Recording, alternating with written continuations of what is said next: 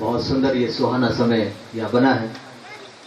हम सभी ईश्वर की हरि चर्चा सत्संग यहाँ कर रहे हैं। अब सत्संग अभी कह रहे थे कि सुनो, आवाज दे रहे थे, बड़े बुलंद आवाज यहाँ पर से दी गई कि सुनो सुनो कि ये परमात्मा जुगों जुगों से इस सृष्टि में मौजूद है। ऐसा नहीं है सृष्टि बाद में बनी है, परमात्मा पहले से मौजूद है। ये सृष्टि खत्म हो जाएगी, परमात्मा फिर भी मौजूद रहेगा।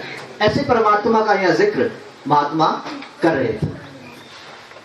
अब शासकत समय का तो अभाव है, पर फिर भी दास चंद शब्दों में क्षमा प्रार्थी होने का प्रयास करेगा।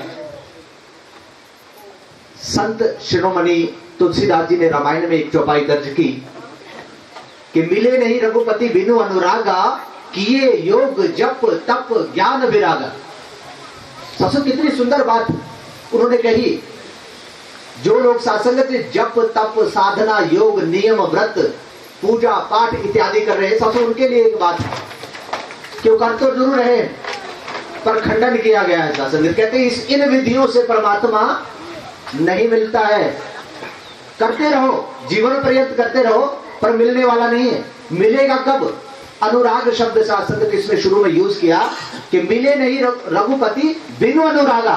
कहते अनुराग कहते प्रेम को, प्यार को। अगर ईश्वर से प्रेम नहीं है, प्यार नहीं है, तो परमात्मा नहीं मिल सकता है।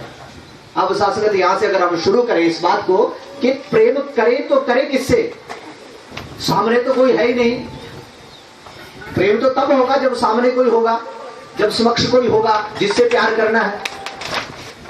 शास्त्र यही, इसी से ही निरंकारी मिशन की शुरुआत होती है कि जाने बिनु नहीं होई प्रतीति, बिनु प्रती तो होई नहीं प्रीति, प्रीति बिना नहीं भक्ति जड़ाई, जिन खगपति जल के चिकनाई। कहते पहले जानना जरूरी है कि किसकी हम इबादत कर रहे हैं, किसकी हम याचना कर रहे हैं, किसकी पूजा कर रहे हैं। सासू उसको देखना जरूरी है।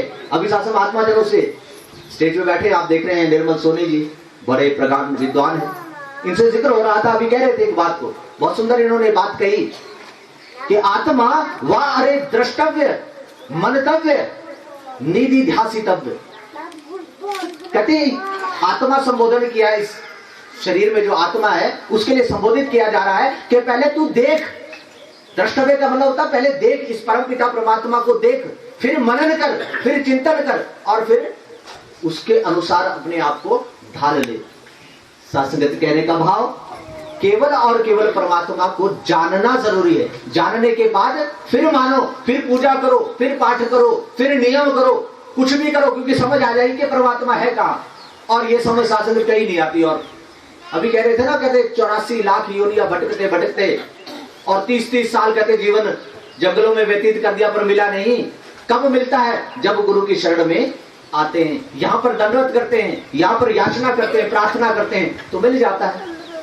शासनत अंगीरा ऋषि शौनक ऋषि जी को बता रहे। शौनक जी ने पूछा, कहते ऐसा प्रश्न सामने रख दिया, कहते ऐसी कौन सी वस्तु इस संसार में है कि जिसको जान करके ये संसार सब जाना हुआ हो जाता है, जिसको जान करके सब कुछ लगता है कि मैंने जान लिया। ऋषि अंगीरा जी ने बड़ा सुंदर जवाब दिया। कहते शौनक जी इस संसार में दो ही प्रकार की विद्याएं हैं। कहते एक अपरा विद्या है और एक परा विद्या है। अपरा विद्या किसको कहते हैं? जो जितनी ये रचना है इसके बारे में अगर चर्चा की जाए तो कहते हैं ये अपरा विद्या है। और कहते हैं इस सृष्टि को जिसने रचा, इस रचना को जिसने रचा है, रचनाकार। एक रचना होती है, एक रचनाकार होता है। कहते हैं इस परमात्मा को जानना, देखना, कहते ये परा विद्या है। शास्त्र ये परा विद्या की बात यहाँ पर हो रही है कि परमात्मा जैसा है वैसे क्या वैसा जान लेना। और शास्त्र इसके बारे में व्याख्या अभी हम श्रवण करेंगे, समय का तो अभाव है, तो शास्त्र इन्हीं शब्दों से दास क्षमा प्रार्थी भी हो जाएगा। और यही प्रार्थना याचना हजूर के चरणों में करेगा कि कृपा करो इस मस्त इलाके के ऊपर भी, कि यहाँ बहुत से ज्ञानवान रूहें भी हैं, और जो जो नहीं भी अभी जुड़े हैं, ये दिव्य दर्शन जिनको नहीं हुआ है, शास्त्र जो ये परम पिता परमात्मा एक रस जिन्होंने नहीं जाना है, उनके ऊपर भी ऐसी निगाहें बरसा दो कि उनको भी ये रहमत बख्शिश हो जाए। प्यार से बोलिए।